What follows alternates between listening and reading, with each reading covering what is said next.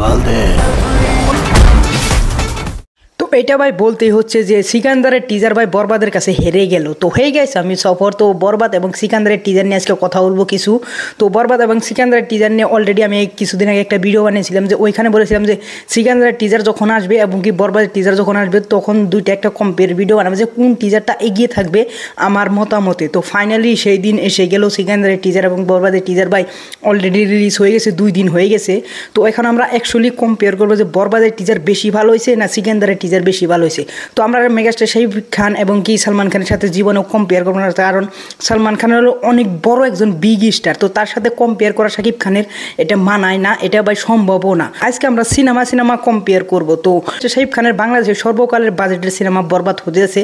এই সিনেমাটা নির্মাণ করছে ভাই মেহেদী হাসান হৃদয়, যিনি ফার্স্ট সিনেমা হতে যাচ্ছে। তো এর পাশাপাশি আমরা সিকান্দার সিনেমাটাকে দেখি। তো সিকান্দার সিনেমাটা মুরুগা দাস ডিরেক্ট করছেন। তিনি একজন অনেক বড় একজন ডিরেক্টর এবং কি লিজেন্ড একজন ডিরেক্টর। তার সিনেমা ভাই কোনোদিনও ফ্লপ হয় না। তার সিনেমা ভাই যেটাই আছে ভাই 400-500 বাই 600 কোটি টাকা বক্স অফিস কালেকশন করছে। তো তার সাথে সাথে মেগাস্টার সালমান খান আছে, তার ইন্ডিয়ার মধ্যে অনেক বড় ফ্যান ফলোয়ার এবং কি তার কেরিয়ার গ্রাফ ভাই প্রায় 30 থেকে 32 বছর ইন্ডাস্ট্রিতে আছে।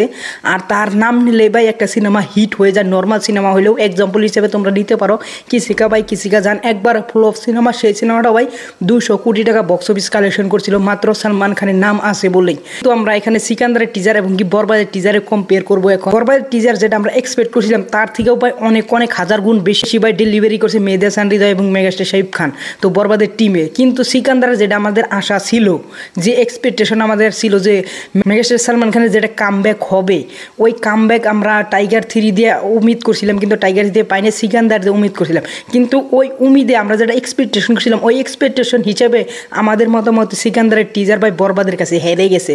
তো সিকান্দারের টিজার ভাই একটা সাউথ টিপিক্যাল অ্যাকশন ড্রাইভের একটা টিজার লাগতা ছিল, যে সাউথে এরকম টিজার বানায় বা সাউথে এরকম সিনেমা হয়। তো ফুল সিনেমাটা কীরকম হবে সেটা আমরা জানি না, কারণ সিকান্দারের বাজেট ভাই 400 কোটি টাকা আর বরবাদের বাজেট ভাই 15 কোটি টাকা। তো ওইটা আমরা কম্পেয়ার জীবনেও যাও না।